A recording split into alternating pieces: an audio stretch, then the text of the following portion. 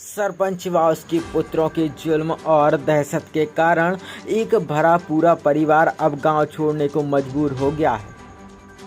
प्राप्त जानकारी के अनुसार कुछ दिनों पूर्व सोशल मीडिया पर एक झगड़ा होता वीडियो वायरल होता है, जिसमें कुछ लोग लाठी कुल्हाड़ी डंडों सहित एक घर में घुसकर कुछ लोगों के साथ मारपीट कर रहे हैं और चिल्ला कर कह रहे हैं कि अब करोगे एफआईआर और यदि की तो फिर कर देंगे और लाठी डंडों की बरसात कर देते हैं, जिसमें एक व्यक्ति को मामूली और दूसरे व्यक्ति को बड़ी ही बेरहमी से मारा पीटा जाता है, जिससे वह गंभीर रूप से घायल हो जाता है।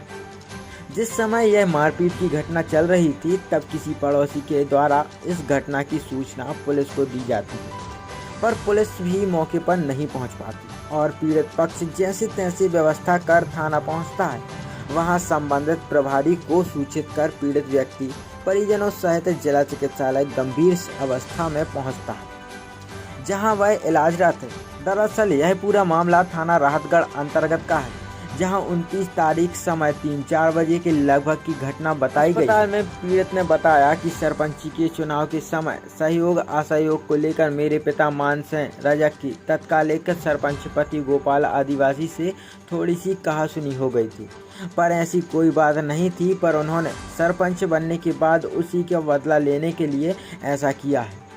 पीड़ित भीकम रजक पिता मानसेन रजक ने बताया कि 22 तारीख को सरपंच के 2 पुत्रों ने मेरे छोटे भाई प्रदीप रजक को रास्ते में रोककर किसी बात को लेकर कुल्हाड़ी से हमला कर दिया, जिसमें उसके हाथ में गहरी चोट आई थी। इसके बाद मैंने थाने में जाकर इस घटना की जानकारी पुलिस को दी और प्राथमिकी जाँच कराई। उसके बाद छोटे भाई प्रदीप रजक का इलाज करवा कर घर आ गया। इस बात का बदला लेने के लिए 29 तारीख को वृंदावन मथुरा और लवकुश एक राय होकर लाठी डंडों सहित मेरे घर आकर मेरे चाचा रामनारायण रजक और मुझे लाठी डंडों से मारने लगे और मारने के दौरान वह कह रहे थे कि तुमने मेरी झूठी एफआईआर की है, अब करोगे एफआईआर, और ताबड़तोड़ मेरे ऊपर कुल्हाड़ी की मूंद और डंडे से मारते जा रहे थे। मरते वक्त धमका रहे थे कि यदि अब एफआईआर करोगे तो पूरे घर को जान से मार देंगे।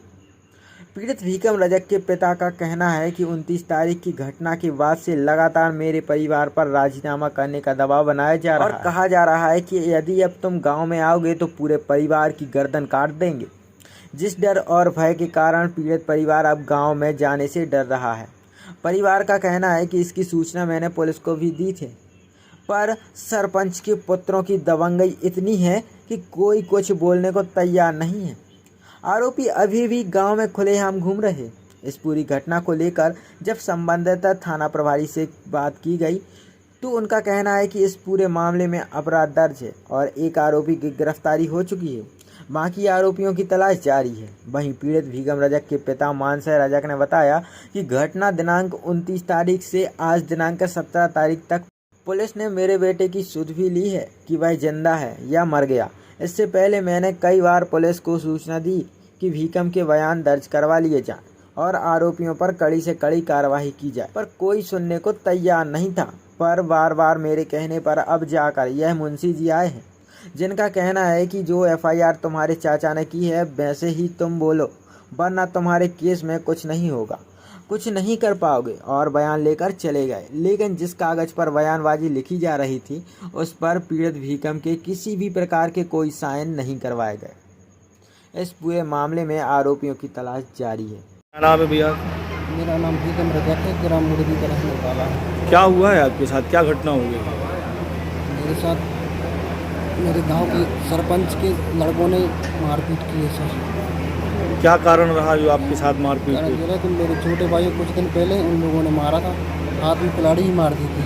गर्दन में मारा तो उसने हाथ लगा लिया तो हाथ में लग गई, तो मैंने एफआईआर कर दी और कहे कि 15 दिन पुराई अपनी पुराई रंजिश है। मैंने एफआईआर कर दी तो कुछ दिन पहले आए, कुछ दिन बाद तो एफआईआर करने के चक्कर में आपको धमकाया जा रहा है? एफआईआर क्यों की, अब करोगे रिपोर्ट, और मुझे मारा था। फिर आपको मारा? जी।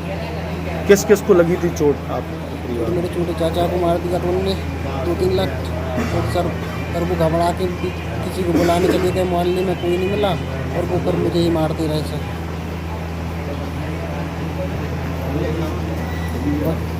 तो भैया उन लोगों का गांव में बहुत आतंक है, पूरा गांव दहशत के मारे मतलब उनसे डरता है और हमारा परिवार ही बहुत डर रहा है उनसे। आपने पुलिस में पुलिस बयान ने दर्ज कंप्लेंट करवाए? की, लेकिन पुलिस भी हमारी नहीं सुन रही है। कितने तारीख की है ये घटना? जी 29 तारीख की है। 29 तारीख।